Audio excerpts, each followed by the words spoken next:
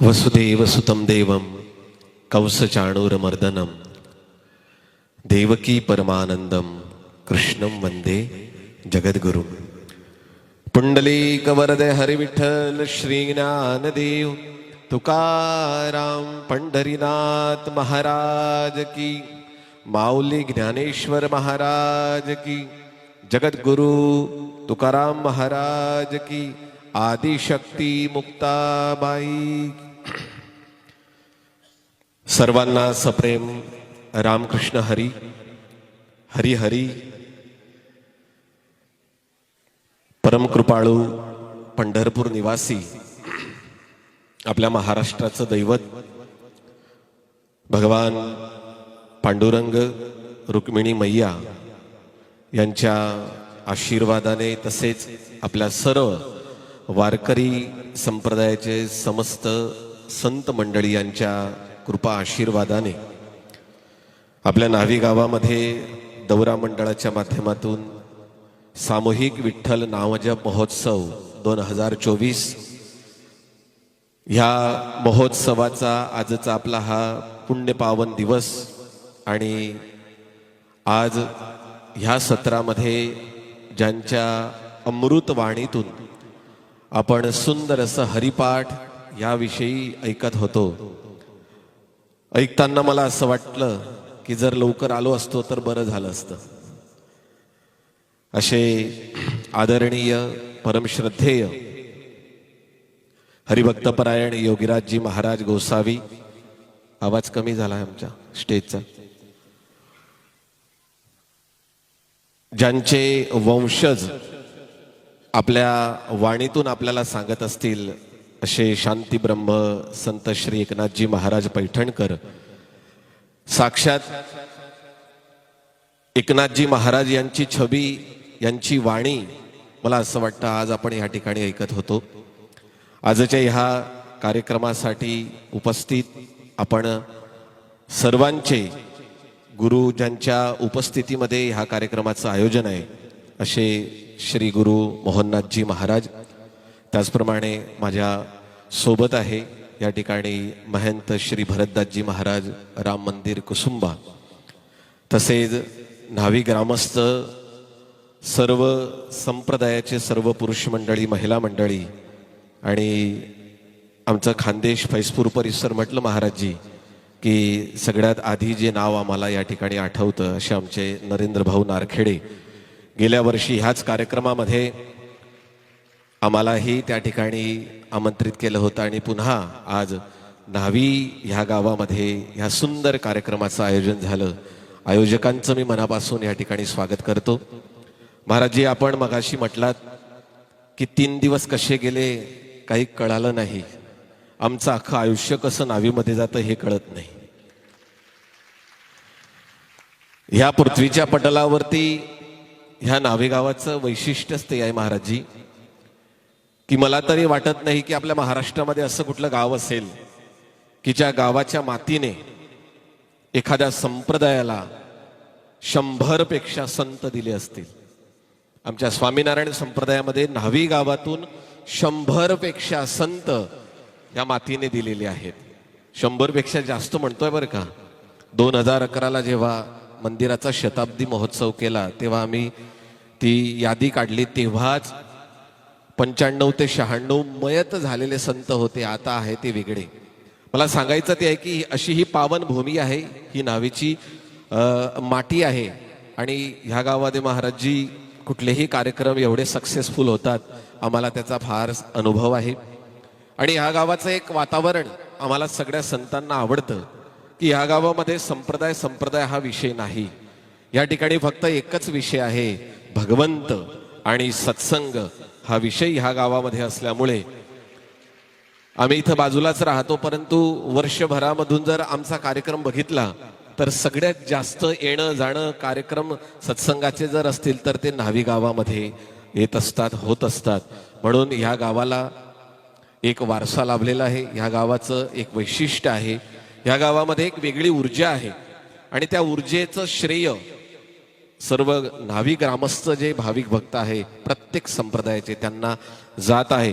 आणि मला असं वाटतं की वसुधैव कुटुंबकम आपल्या पूर्वजांनी, आपल्या आर्षदृष्टा ऋषी महर्षी यांनी जी संकल्पना भारतासाठी दिली की ही वसुधाच माझा परिवार आहे, ही पृथ्वीच माझं कुटुंब आहे, ती खऱ्या अर्थानं या ठिकाणी रुजलेली दिसते. मी फक्त बोलत नाही आहे, मी ह्या गावाला अनुभवलेला आहे, मी ह्या गावाच्या प्रत्येक माणसाला अनुभवलेला आहे आणि म्हणून या ठिकाणी बोलावंसं वाटतं. त्यातल्या त्यात मी आयोजकांना अभिवादन करेल आणि गुरुवर्य सद्गुरु शास्त्री स्वामी धर्मप्रसाददासजी, गुरुवर्य सद्गुरु शास्त्री स्वामी भक्ती प्रकाशदासजी आणि आमच्या सर्व स्वामीनारायण संत मंडळीच्या माध्यमातून मी आयोजकांचं अभिवादन यासाठी करेल की एक सुंदर उपक्रम या ठिकाणी सामूहिक विठ्ठल नामजप महोत्सवाचा आपण सगळ्यांनी सुरू केला.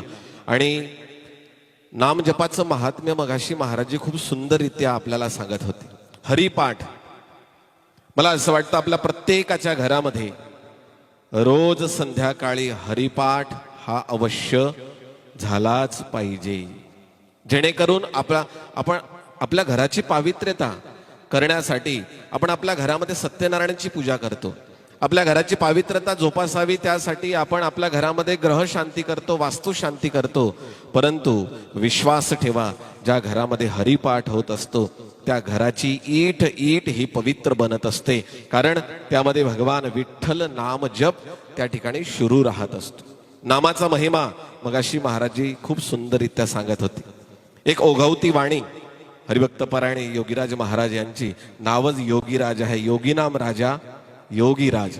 खूप सुंदर नामजपाचं महत्व या ठिकाणी सांगितलं. उलटा नाम जपत जग जाना, वाल्मिकी भये ब्रह्म समाना. ज्यांनी उलट नामाचा जप केला ते देखील वाल्मिकी सारखे झाले किंवा वाल्मिकी झाले, तर आपण तर त्या नावाचा जप हा सरळ करीत असतो, आपला उद्धार होणारच. आणि भगवंताच्या नामाचा महिमा गरुडजी आणि अरुणजी, कद्रू, वनिता, सर्पजाती यांच्या माध्यमातून महाराजजी यांनी एवढ्या सुंदर पद्धतीने सांगितलं. मला तरी वाटतं की आपण हा विषय किंवा हा संदर्भ आयुष्यात कधीही विसरणार की तुम्ही विसरून जाल? खरंच अगदी विसरायचा नाही, कारण हाच नामाचा महिमा आपल्याला पांडुरंगाच्या भक्तीची एक उत्कृष्ट पराकाष्ठा देणार आहे.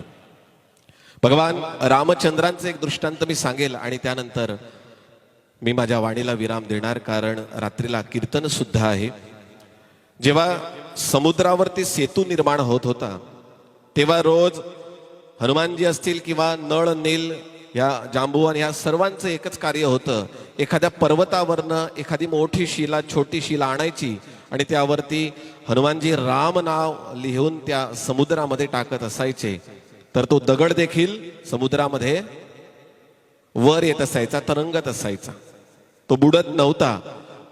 एके दिवशी भगवान रामचंद्र यांना असं वाटलं की वा, माझ्या नावामध्ये किती ताकद आहे, जर माझ्या नावात एवढी ताकद आहे तर माझ्यात किती ताकद असेल. आणि म्हणून कोणाला सांगितलं नाही. रात्रीच्या वेळेस सर्व झोपलेले आहेत. मध्यरात्रीला भगवान श्री रामचंद्र आपल्या कुटीच्या बाहेर आले समुद्राच्या किनारी, आणि हनुमानजी ज्याप्रमाणे एखाद्या शिलेवरती राम नाव लिहत असायचे, ते राम नाम एका शिलेवरती लिहून भगवान रामचंद्र यांनी स्वतःच्या हाताने ती शिला त्या समुद्राच्या पाण्यामध्ये फेकली आणि वाट बघितली, तर तो दगड खाली तळापर्यंत पोहोचला, तो वर आला नाही. भगवान रामचंद्र यांनी पुन्हा एका दगडावरती राम नाव लिहिले आणि पुन्हा पाण्यामध्ये फेकला, तरी सुद्धा तो वर आला नाही. परंतु भगवान रामचंद्र जेव्हा कुटीच्या बाहेर पोहोचले, मागोमाग हनुमानजी हे चालत चालत दूर एके ठिकाणी उभे राहिले आणि हे गंमत बघत होते. कारण भगवंताला झोप येत नाही तर हनुमानजीला येईल का? भगवान रामचंद्र यांनी तब्बल 3 पत्थर दगडावरती नाव लिहिले आणि त्या समुद्रामध्ये फेकले, परंतु ते खालीच तळापर्यंत पोहोचले, वर आलेच नाही. म्हणून भगवंताला चिंता वाटू लागली की असं काय असेल, माझं नाव लिहिल्यानंतर हनुमान जेव्हा फेकतो, नळ नील फेकतात, तेव्हा मात्र तो तरंगत असतो किंवा बुडत नाही, आणि मी फेकत आहे तर तो बुडतो आहे किंवा तळापर्यंत जातो आहे. चिंताग्रस्त झाले. मगाशी मागेच हनुमानजी उभे होते. हनुमानजींनी सांगितलं, प्रभू मी सांगू का ते तळापर्यंत जात आहे, वर का येत नाही? मागे वळून पाहिलं भगवान श्रीरामांनी, तर हनुमान तू झोपला नाहीस? हनुमानजींनी सांगितलं, ज्याचा देव जागी असेल त्या भक्ताला झोप लागेल का? मी तुमच्या मागोमाग आला. हनुमान, मला कळत नाही तुम्ही दिवसभरात ह्याप्रमाणे करतात, तो दगड तळापर्यंत जात नाही आणि मी ज्याला स्वतःच्या हाताने टाकत आहे तरी देखील तो तरंगत नाही, वर येत नाही, याचं कारण काय? तेव्हा हनुमानजी यांनी सुंदर उत्तर दिलं, प्रभू, या भवसागरामध्ये आम्ही ज्याला फेकून देतो त्या जीवात्म्याला तुमचं नाव तारत असतं, परंतु ज्या जीवात्म्याला तुम्ही स्वतः फेकून देणार या दुनियामध्ये कोणाची ताकद आहे की त्याला तो वर आणू शकेल? ही रामनामची ताकद आहे. आणि म्हणून भगवंताचं नामस्मरण, हरिनामाच्या गजरात सुख मिळेल संसारी, भगवंताच्या नामस्मरणामध्ये ती ताकद आहे. म्हणून हरेर नाम हरेर नाम हरेर नामैव केवलम कलौ नास्तेव नास्तेव नास्तेव गतिरन्यथा. सत्ययुगामध्ये तपश्चर्या केल्याने ज्या फळाची प्राप्ती व्हायची तेच फळ त्रेतायाम यजतो मखै, त्रेतायुगामध्ये तेच फळ यज्ञ यागादिकद्वारे केलं जायचं किंवा मिळत असायचं. द्वापरे परिचर्यायाम, द्वापर युगामध्ये तेच फळ एखाद्याची सेवा केल्याने पूजन केल्याने मिळत असायचं.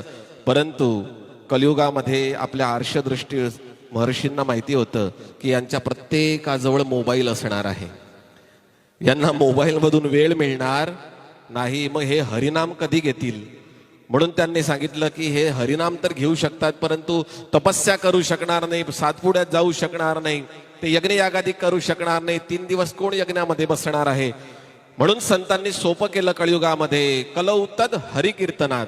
जे फळ सतयुगामध्ये तपश्चर्या केल्याने मिळते, जे फळ त्रेतायुगामध्ये यज्ञयागादिक केल्याने मिळत असते, जे फळ द्वापर युगामध्ये पूजन अधिक केल्याने मिळत असते, सेवा अधिक केल्याने, तेच फळ कलौ तद हरिकीर्तनात.